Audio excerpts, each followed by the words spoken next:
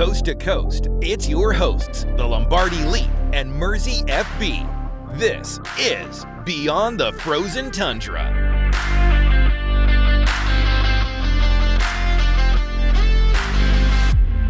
Hello, everybody. Welcome to the show. I'm your host, Lombardi Leap, here with Mersey FB, and let's talk Packers football. Going to the dog pound here, heading into Cleveland. I would say it's probably the best scenario to have a first road game for our schedule. So Yeah, definitely. I know it's the first road game on a bit of a longer road game stretch. I don't think we're back home until after the bye week. yeah, because it's at Browns, at Dallas, at Cincinnati. Oh, Cincinnati's at home. Oh, Cincinnati's at home. Yeah. So that's pretty solid. I think that's a good thing. You go on a 2-game road stretch here, have a bye week, and then come back home to face a Joe Burrow-less Cincinnati Bengals. Obviously, we're 2-0. Just came off a hot start, scoring 27 points per game, holding teams to under 20 points a game here. The Browns 0-2. Bit of a Browns start the year, as always. I think that's pretty fair to say. Well, they should be 1-1, but the Browns are going to Brown and are now 0-2. They played the Bengals, and the Bengals had -7 yards of total offense in the second half and somehow managed to win. Yeah, Joe Burrow only threw for 113 yards. I mean, Joe Flacco threw for 290 yards, 1 touchdown and 2 interceptions there. Yeah, the Bengals couldn't run the ball, couldn't pass the ball. I mean, T. Higgins had 3 receptions for 33 yards. That was that's their leader. Yeah, they just barely snuck out a win there. And then they got absolutely hammered by the Baltimore Ravens last week. And a lot of that happened from the Ravens defense. Yeah. I mean, I don't know how we play the Ravens this year too. Later, they're like week 18, I think, or week 17. Yeah, I think we end with Minnesota. Hopefully going to be a pretty meaningless game, hopefully, against Baltimore. Yeah, Baltimore really didn't pick up until fourth quarter, where they finished them off with like 21 points. 21 points just in the fourth quarter alone. I think at that point the defense gets so gassed because first quarter 0-3, second quarter 10, and then it just kind of got out of hand from there a little bit, and they scored another 10 points, so 20-7 at half. It just all went downhill. 41-17 for them, which is I feel like that's kind of the case for Cleveland here. They have a really good their defense is pretty solid. Yes. Defensive line. I mean, any defense that has Myles Garrett on is going to be pretty solid. And then they spent their first round draft pick this year on Mason Graham. They have a good defensive line, good rookie linebacker, and their secondary is great as well. So it's not going to be an easy time for our offense. Denzel Ward and Greg Newsome, because they have some injuries in their secondary back there. They don't really have any depth in their secondary. No, depth is the issue. So they like their starting 5, and they hope that they stay healthy in the secondary. But you've got Grant Delpit and Ronnie Hickman back there. It's for safeties. I mean, yeah, no wonder they get gassed, you know? Yeah, they don't get to sub off anyway. Playing the entire game, and when you're out there because your offense can't really do stuff at all whatsoever. I mean, what do you think kind of here would be the Packers' strengths kind of coming into this game? I think the Packers' defensive line will be a good strength against the offensive line for the Browns. And then I would say our corner group against their wide receivers would be good as well because they don't have a ton of depth at wide receiver. And just our defense all around actually is because it'll be Edgerrin Cooper will be able to kind of mitigate the effects of David Njoku and Harold Fannin pretty well. Oh, yeah. But I am expecting like Cleveland to run a lot of 12 personnel. Both tight ends on the field. They kind of have to. They have 4 wide receivers. Yeah, I mean, you almost have to run. I mean, considering the fact that the Browns offense, they're like, 28th in scramble rate. Their offensive line. Really low. Yeah, 26th in pass blocking. And you've got Joe Flacco back there. And it's not like the Joe Flacco of old. He's 38, maybe 40 now? Joe Flacco is up there. They call him Old Man Flacco. I want to say he's got to be over 40. No, he is 40. He's 40. Okay. He turns 42 and he turns 41 in January. Okay. He can't do as much scrambling as he did when he was on the Ravens way back when. Even when he was on the Ravens, he wasn't scrambling all that often. No, he was definitely a pocket quarterback. He's Mhm. really always been a pocket quarterback. And I know that they drafted, like you said, they drafted Harold Fanning Jr. They have David Njoku. David Njoku hasn't really done as much as you'd like to see him in the past. I know that it seems like they're trying to use Harold Fanning Jr. a little bit more on that side of things. Mhm.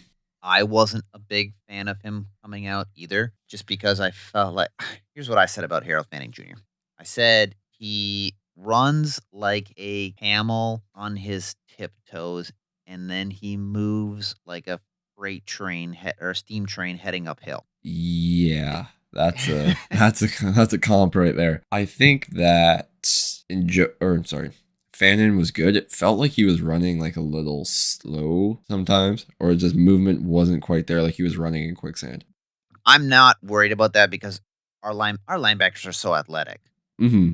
Or what I'm interested in this week is Jack Conklin's health heading into the game. If Jack Conklin can't go for Cleveland, their tackle duo will be Cornelius Lucas and DeJuan Jones, both of whom who have had rough pass blocking grades these past weeks. So Rashawn Gary and Micah Parsons could feast early and often in the game. And Jack Conklin did not play. He did not play on Sunday. Okay. He wasn't active he did miss the Baltimore game with an elbow injury. And then how do you feel about Quentin Judkins? I think we can stop Quinshon Judkins. I think if we were able to stop Jahmyr Gibbs, Judkins won't be a problem. Yeah.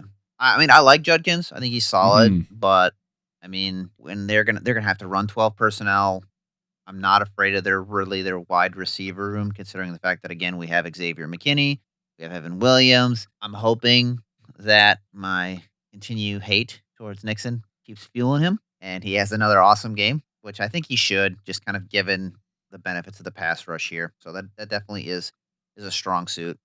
Yeah. I also just on an aside here, the Browns have a sneaky good running back room, when you look at it. Yeah, who's in there? It's Judkins, Jerome Ford, Dylan Sampson, and Raheem Rocket Sanders. yeah, that's actually That's a sneaky good running back room. way better than their QB room, that's for sure. Yeah, I think that's probably their best offensive skill position. Yeah. Just from top to bottom. Because I was a fan of Rocket Sanders coming out of the draft, or when he was coming out of the draft, when he played at Arkansas and then transferred to South Carolina. Yeah. And then Sampson was at Tennessee. So they were both good running backs in college. So Dylan Sampson's like Josh Jacobs light to me. Just a really powerful runner. And then kind of looking at their wide receiver room, I mean, you have Jared Judy, Cedric Tillman, DeAndre Carter's questionable, and then you have David Bell is out. Jamari Thrash, wide receiver 4, and then Isaiah Bond as well, the infamous Isaiah Bond, who was a street free agent after he dealt with all his off the field stuff. Signed with crazy how he went to UDFA to their wide receiver 3. I think that's why he signed there. Yeah, true. It was the easiest path to playing time. Yeah, out of anyone, remember the conversations people were having around Jerry Jeudy to trade for him? I do not. And the thing when he was like phantomly spotted in Green Bay. Was it? Wait, really? I don't remember this at all. Yeah, no, this was when we were having wide receiver issues in like early 2023, and he was still on the Broncos. That seems like such a fever dream now. Wide receiver issues. Yeah, but Cedric Tillman, out of any of the 4 of them, he scares me the most. But like, I think our defensive key to this game will just be make sure Joe Flacco is not upright by the time he gets to throw the ball. Just like Jared Goff and Jaden Daniels. Although I think this is more like a Jared Goff scenario than it is a Jaden Daniels, because Jaden Daniels had that ability the dual threat ability there. I don't think Joe Flacco has that dual threat ability at all whatsoever. Just kind of given his age and his lack of mobility and who he has always been really as a QB.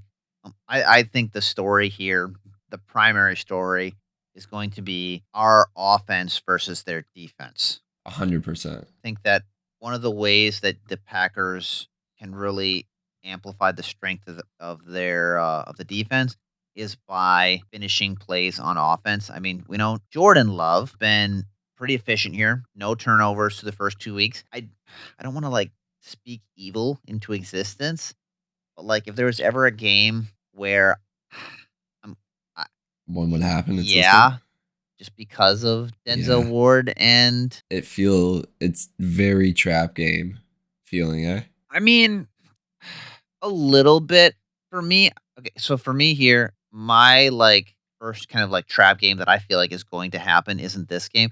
Giants No, or Cardinals. I feel like the Bengals. Cardinals is probably like the Oh. first real game where I'm looking at that roster, or I'm looking at that game on the schedule, and I'm like, this that feels like it could be a trap game here.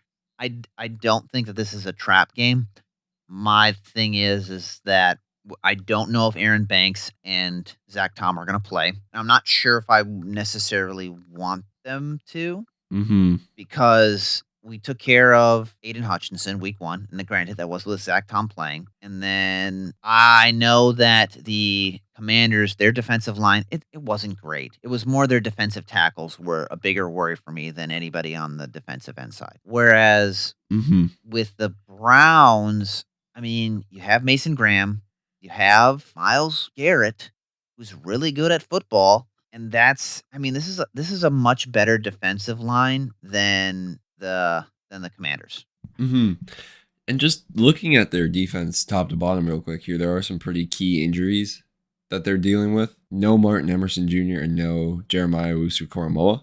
Those are pretty big losses for their defense, but still, Myles Garrett's still there. Mason Graham, as you mentioned earlier in the episode, and Isaiah McGuire. Those are some pretty good players. So I think the key probably will be just avoiding 3rd and long. Yeah. How do you think they're going to be able to run the ball? Well, you just run away from Myles Garrett and Carson Schlesinger, and then everything will kind of Oh work. yeah, I totally forgot about Carson Schlesinger. He was their other first round pick, right?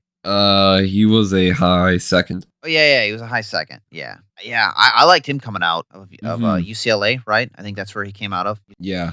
Yeah, I liked him. Yeah, second round, 33rd overall. So I mean, it seems like their defense. They have dudes on this defense. I think, and that's willing them through a lot of games where the offense is like either making mistakes or like starts well, but then kind of loses it in the later half, which sounds familiar and really sucks, but Does sound a little. I think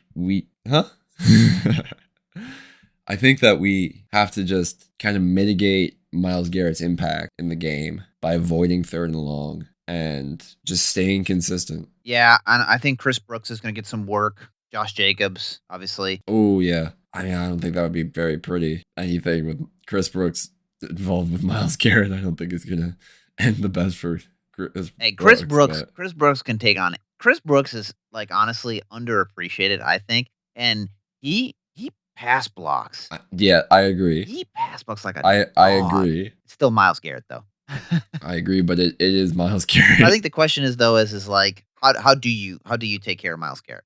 You know, obviously like Chris Brooks, that's one option. I think Tucker Kraft. I would chip him every play or every obvious passing down. I would chip him. Tucker Kraft, just kind of like get a shoulder on him, just slow his timing a bit. And then I'd assume he'd be rushing against Belton or Kennard. I would hope it would be Kennard. I would hope it would be Kennard. Because he's shown like, but Belton also hasn't given up a pressure yet.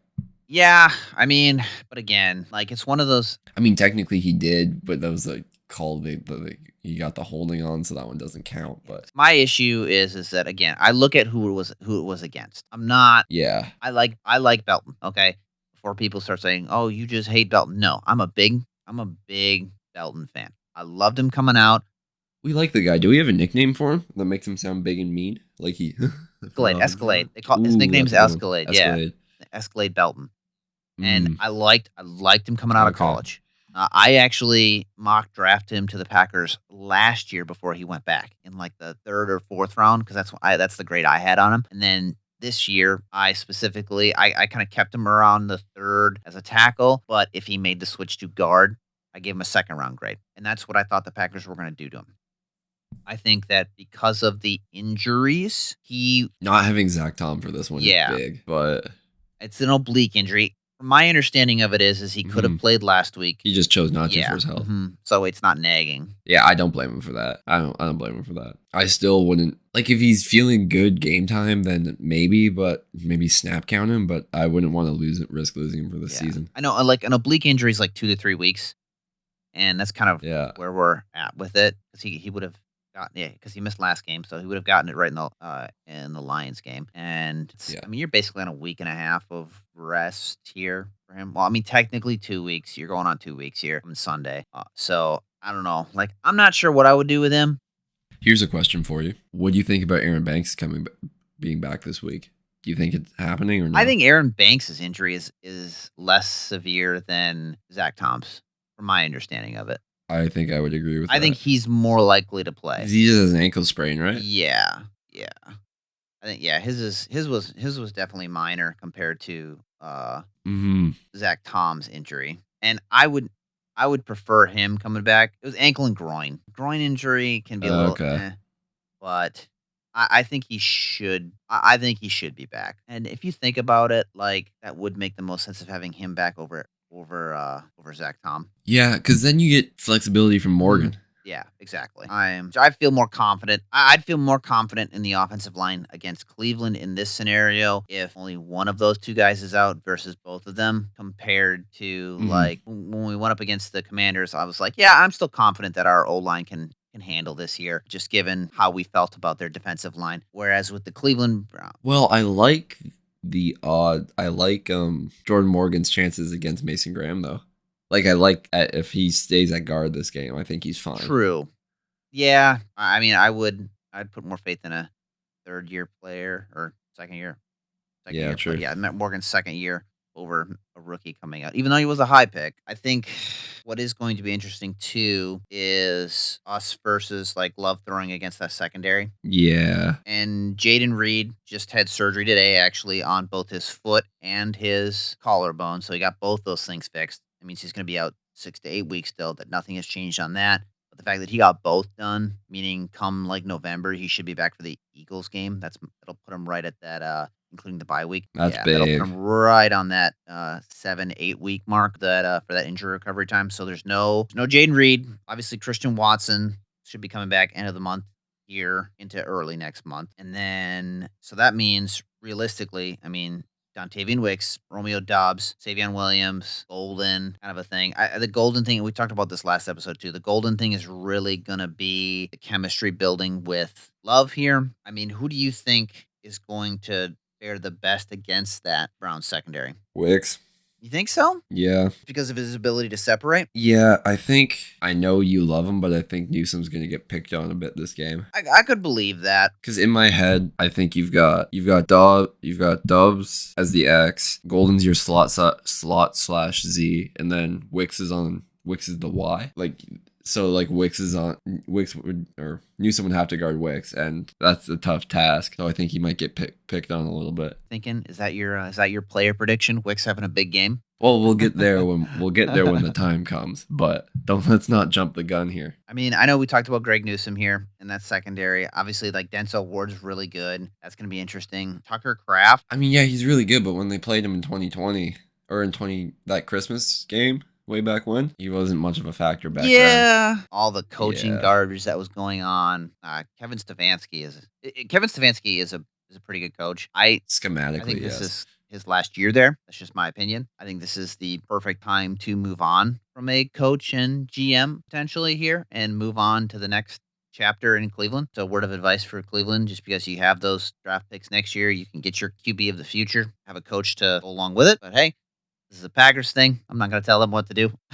No, but it would be a really fun discussion. It would be a really fun discussion. I don't like, the more we talk about this, the more we look at this roster, there's a lot of good pieces, but then there's just a lot of bad pieces all over the place and a lack of depth. There are 2 great pieces and then some good pieces, and then the rest is just kind of meh. There isn't really a lot of depth in the secondary or linebackers either, with Koromoa hurt or with Owusu Koromoa hurt, but like they've kind of got dudes at edge rusher. They've got depth there. Yeah, I mean, they have depth because it's pretty much all Myles Garrett. Well, yeah, it's Myles Garrett, and then like Isaiah McGuire is good. Like, he was good in college. He was solid.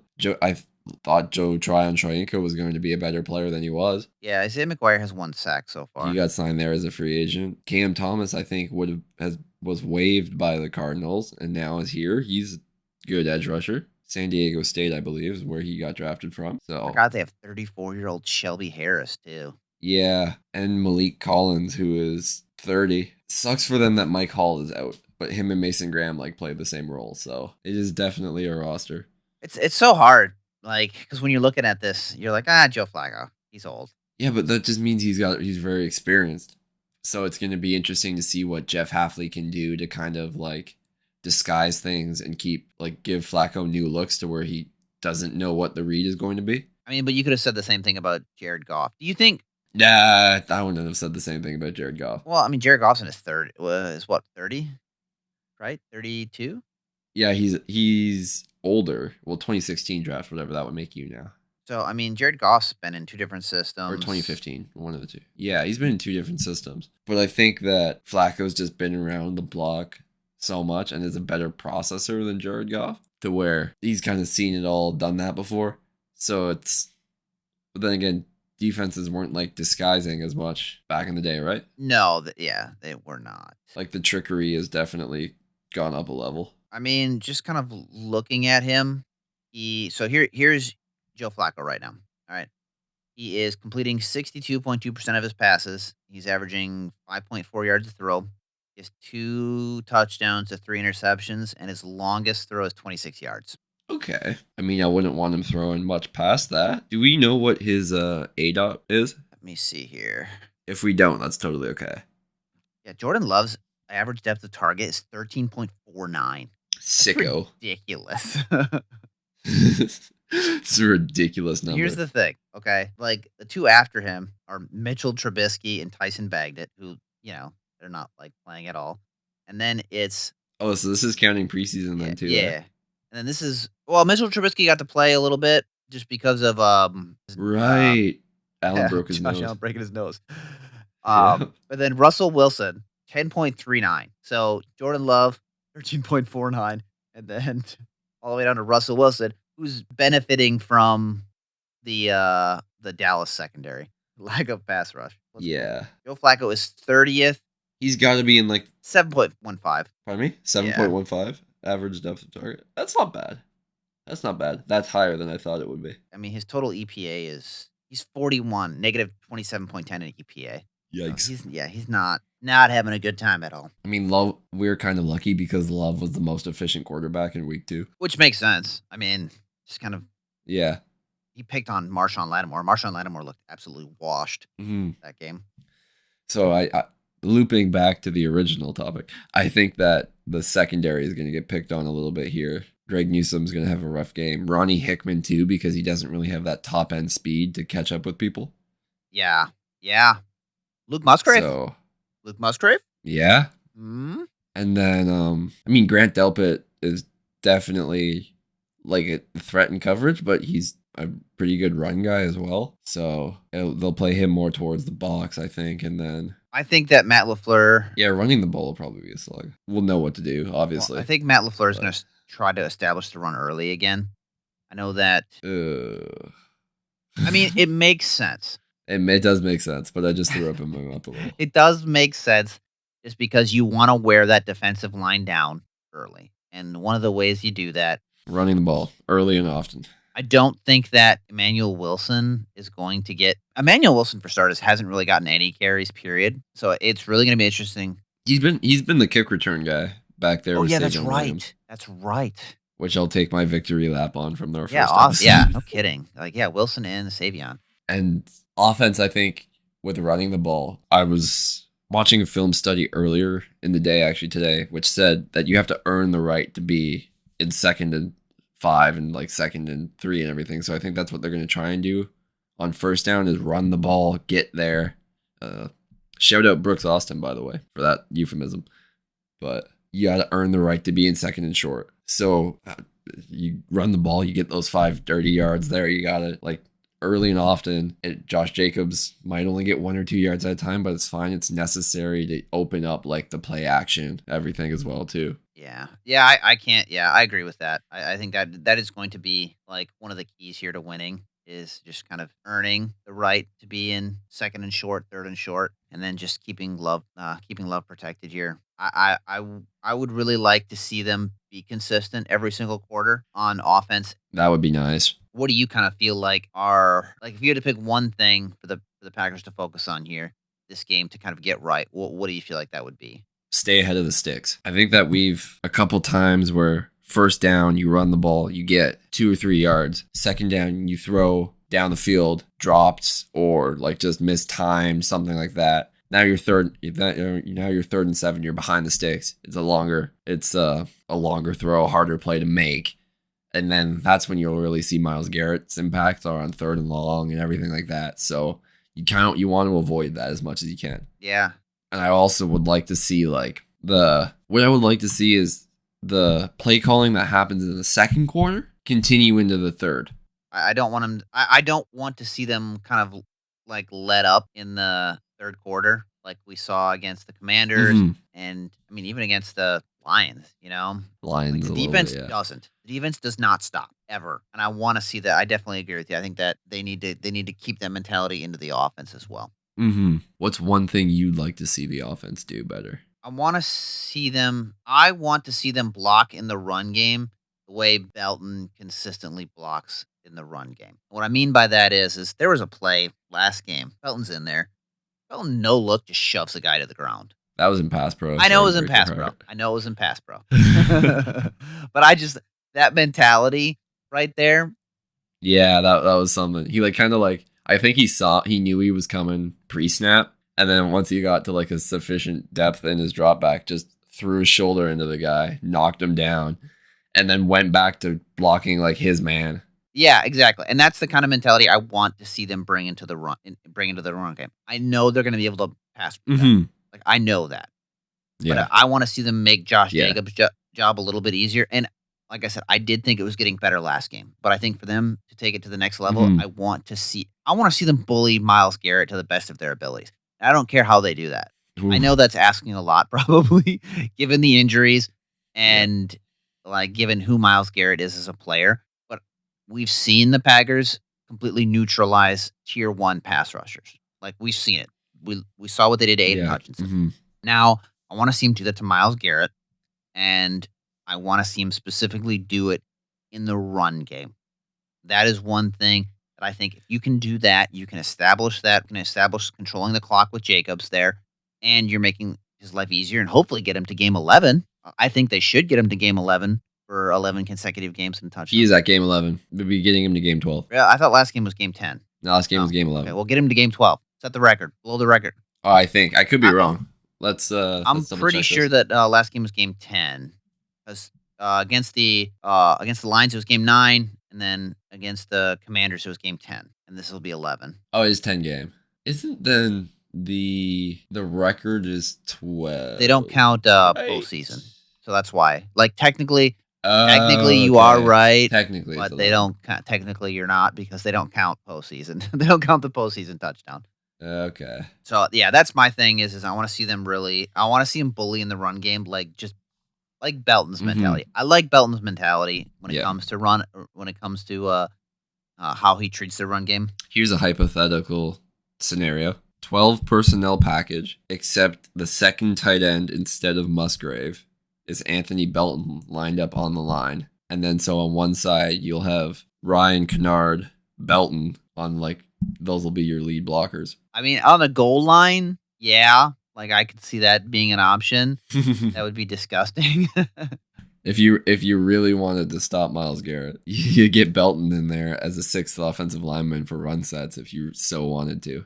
I just don't think that Belton's really going to be getting to the second level on the edge there in the tight end spot.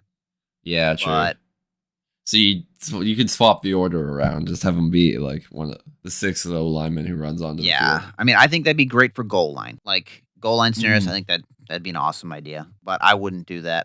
I wouldn't do that if I want Josh Jacobs to go the distance, so to speak. I would much rather have like Tucker Kraft and like John Fitzpatrick out there. I think if you're going to do that, I mean, even Luke Musgrave has gotten like Luke Musgrave. Yeah, and he has the athleticism to get to the second level too. Which I mean, who do you think is going to have a sneaky game? I know you kind of mentioned it a little bit earlier. I think it'll be Wicks or your boy Golden, who you've said is going to have a sneaky game for the past 2 games. I think this might be his time, but I do think it'll be Wicks. I do think it'll be Wicks. Wicks, okay.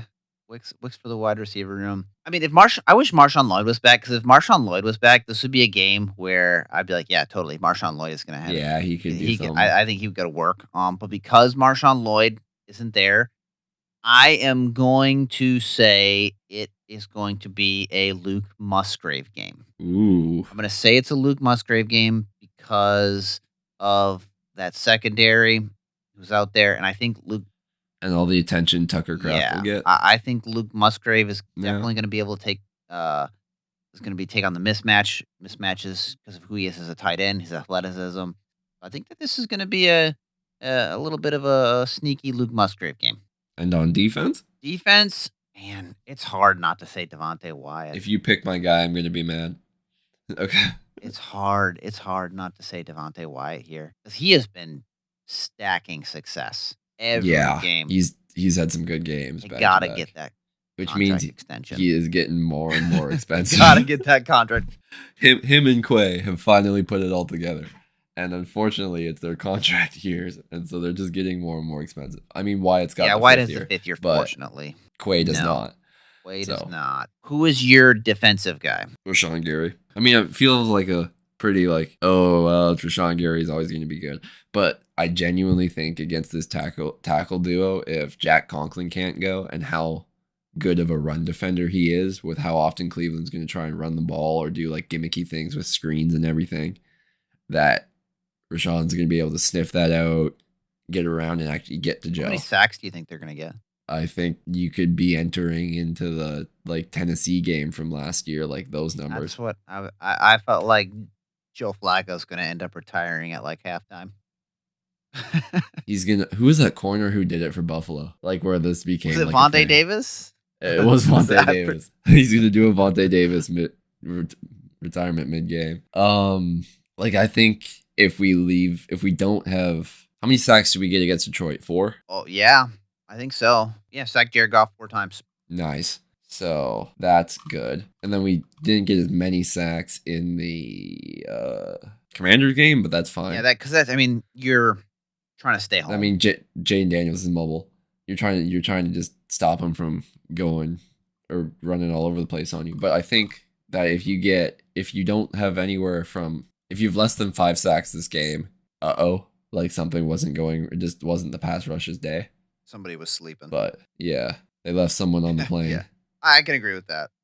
I think this is one of those games where, like, obviously you never want to overlook anybody because it's the NFL and anybody can show up on any given day. But in terms of competition over the next couple of games here, this is definitely on the lower end. And I think we've hit an easy part of our schedule. Yeah, I mean, a lot of these teams are dealing with injuries, which is crazy. Like Dallas coming up a week from Sunday. They've been dealing with injuries. We're playing, and then we have the bye week, and then it's a Joe Burrow-less Bengals behind that offensive line. Yeah, no kidding. This is all previewed into future episodes, folks, that you're getting early. Yeah. Because we're just excited and can't stop talking about it. Arizona, I mean, like, it's just going to be the Jaden Daniels game plan again.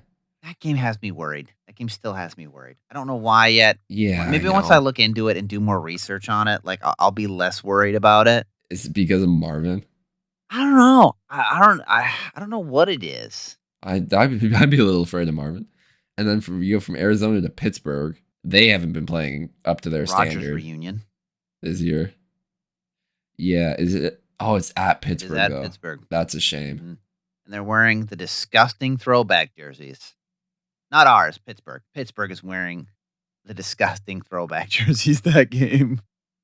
Oh, like the purple, like the yellow and black. Yeah, stripe? they look like XFL or UFL Bumblebee. jerseys, actually. Oh. Redid them. But so, I mean, because of the talent, or devoid of talent, I should say, like I wouldn't be shocked if Dylan Gabriel comes into this game at some point. I just don't. Just to stop, like, just to make sure Joe Flacco is still alive. Yeah. Or like make sure he like lives through the game. I think the reason is they aren't starting Dylan Gabriel right now is because of the fact that it's Micah Parsons, Rashawn Gary, Lucas Van Ness, Devontae Wyatt. I legitimately believe that. Yeah. Dylan Gabriel also would not survive. No, he wouldn't.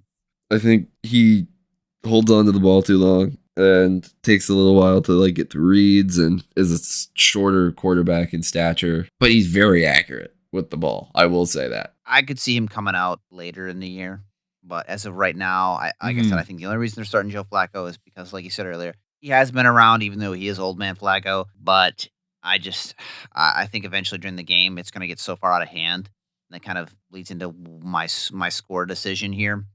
I think my score prediction is 34-13. That's what I think is going to happen. I think my score prediction is a little more shocking, but I think we're going to get a lot of turnovers.